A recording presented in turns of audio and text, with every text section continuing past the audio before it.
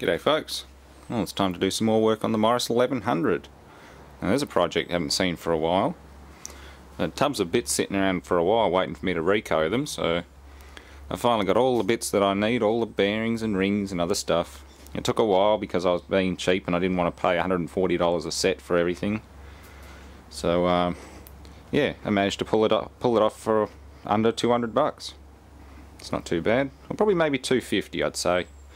By the time I got the gasket set and rings and bearings, yeah, probably just under $250. A little bit more on consumables and stuff to come, like sealants and other crap. I got a box of degreaser and some carby cleaner today, and a metal service cart from Repco. 80 bucks the whole lot.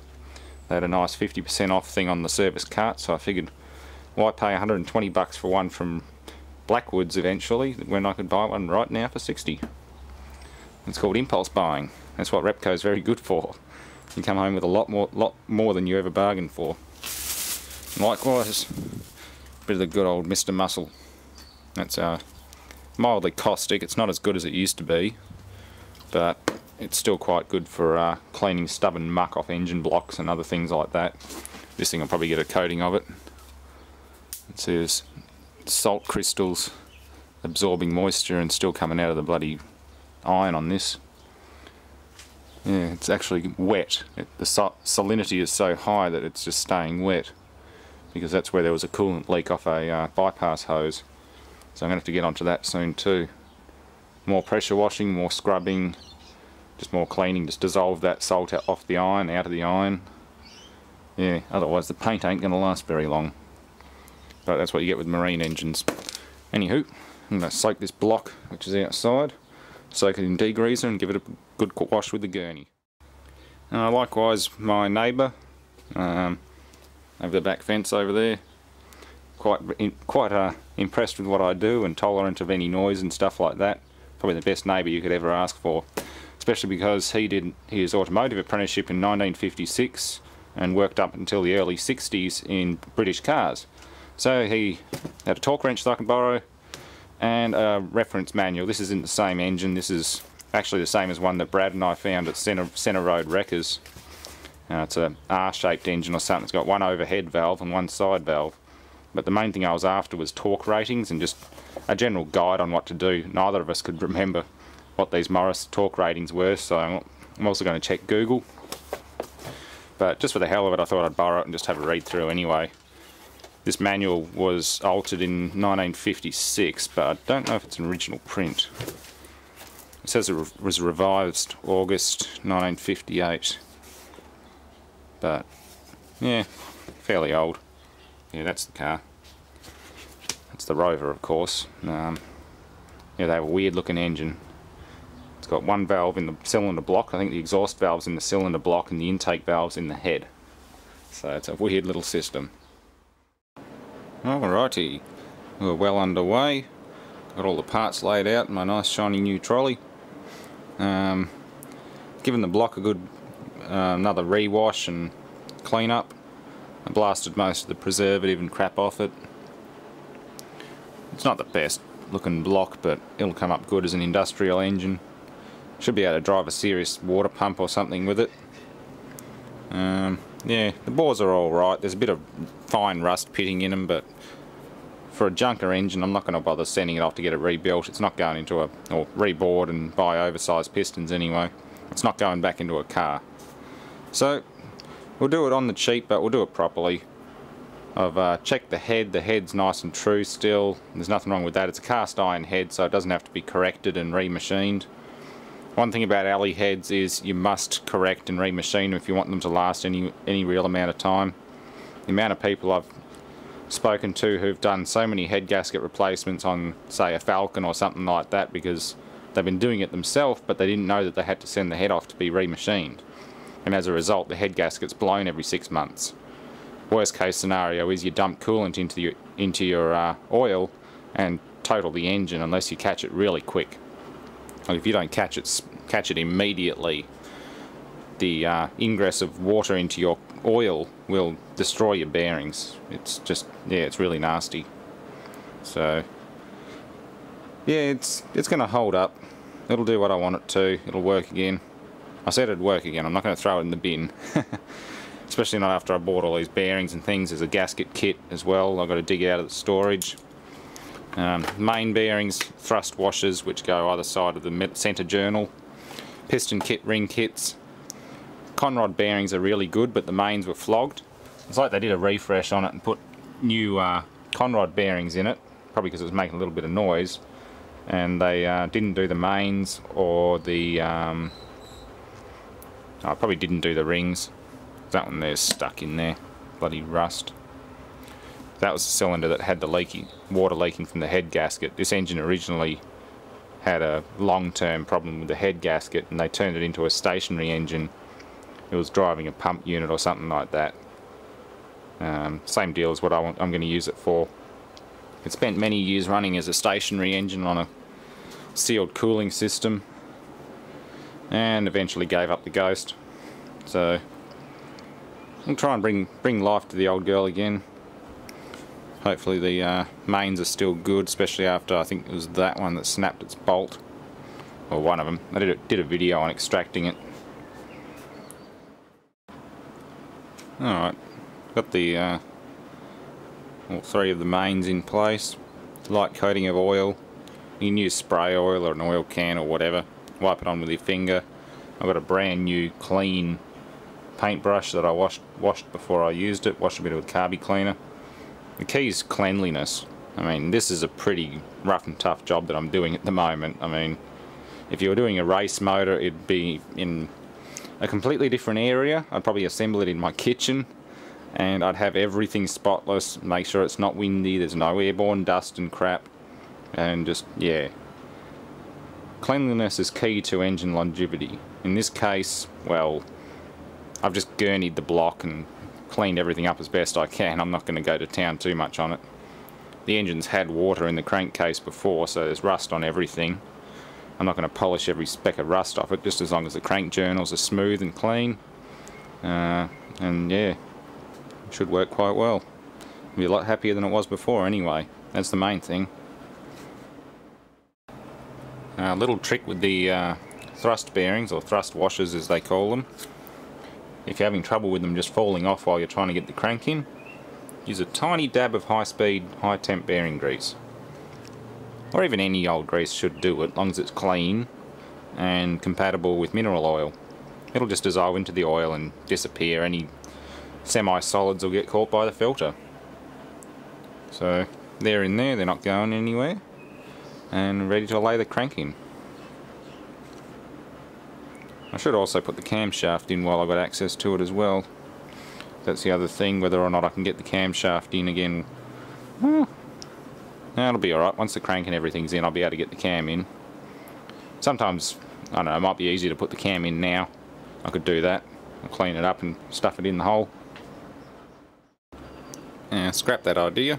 You can't get the cam in until that metal front plate is on. So yeah, the cam can stay out unless you got that nut off. In this case I didn't, because you can get to the bolts through these clearance holes.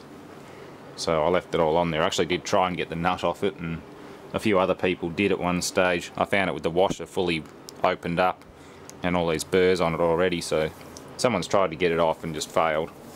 So that can all stay as it is. You could probably go a new timing chain, but if I remember it wasn't too badly flogged out. It'd just be a little bit noisy. But yes, that's sitting quite nicely. Shame about the rust. I mean, I gave it a quick scrub, but it's not coming off, it's not flaking off.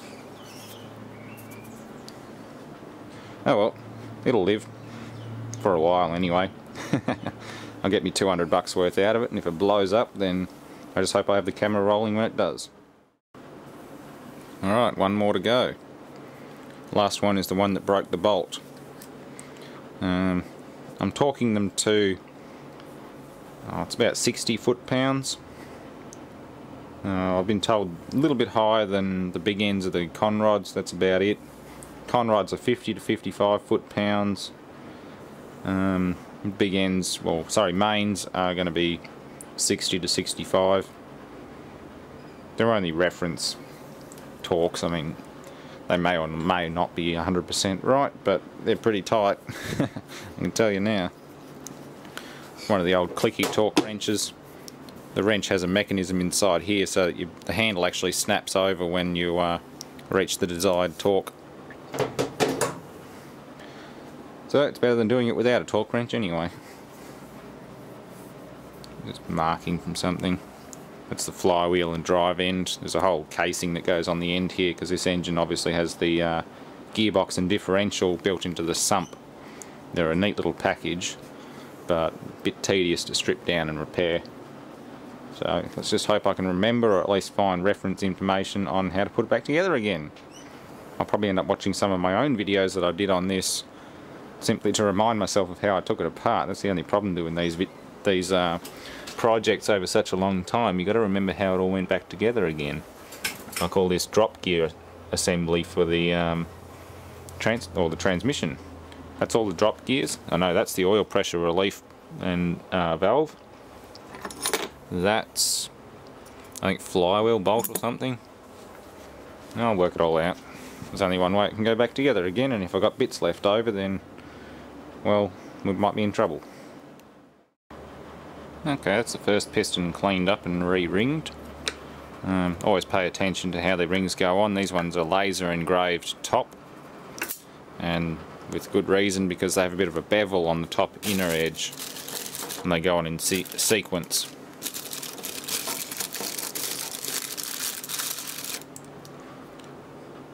Yeah, if you take the ring out of the package, there's actually a chamfer on this top edge, whereas the inner bottom edge is not chamfered.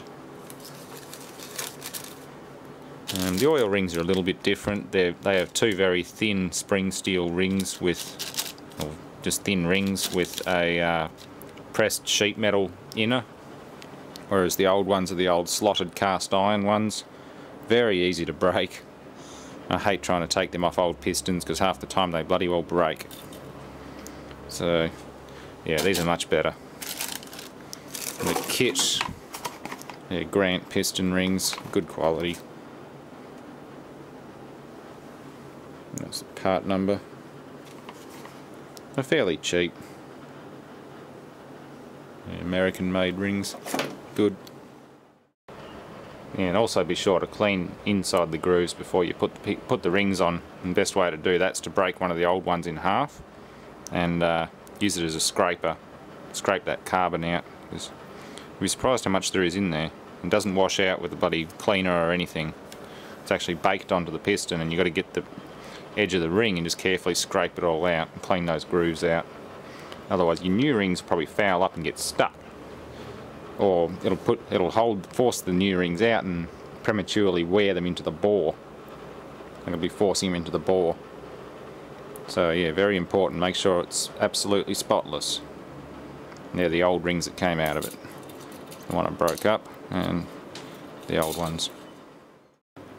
Finally, the last piston's going in. I had to soak this one in the kerosene or jet fuel, Jet A, whatever I'm using to clean them up, and carefully pry little bits of ring out of it because the top two rings were completely rusted in place. And then sit down for 15 minutes with a broken ring and carefully scrape all the oxide out of it, clean it up, polish it up, because that was the cylinder that was copying most of the water from the failed head gasket. But thankfully it's all together, the piston's good, it'll work alright. And just for shits and giggles they decided to include an extra oil scraper ring, which kind of threw me off because I had two pistons installed by that stage and I realised, oh shit, why is there an extra ring? So I pulled the other two out and double checked them and then realised, oh, some joker decided to put an extra oil scraper ring in the kit. Good on you. So I don't need that. I wasted 20 minutes just bloody checking pistons and things, trying to get the rings in. I don't have a ring compressor. I'm just doing this by hand and carefully stuffing them in the bores. So yeah, it'll all work. It's got to get them all in and then I'll torque them up. And again, it's all sequential. It's about, I think it's about 50 foot-pounds of torque. Not sure what that is in Newton meters. I don't have any modern day modern day equivalency charts or anything. I just work in imperial, old foot-pounds. Well, that's a good start for now. Taking a lot longer than I was expecting, but I do have to clean parts as I go along. But at least the top and bottom end are all together. The gearbox and everything's on it. Top end blocks mounted on the gearbox anyway. Cams in, front cover, or one of them. There's a few other bits to do. I've got to mount the timing gear and align that, and alignment marks on it, depending on the position of the pistons too, of course. So time it, get all that on, get the timing cover on the front. That'll do with the front. Then I'll move on to the back with the drop gears and the clutch and flywheel housing. That's all got to go on next. There's a big cast alley housing that covers up that whole back end. So that will be tomorrow. Still got plenty of gaskets and bits left to go, and parts to clean up. Well, that's all for now, and thanks for watching.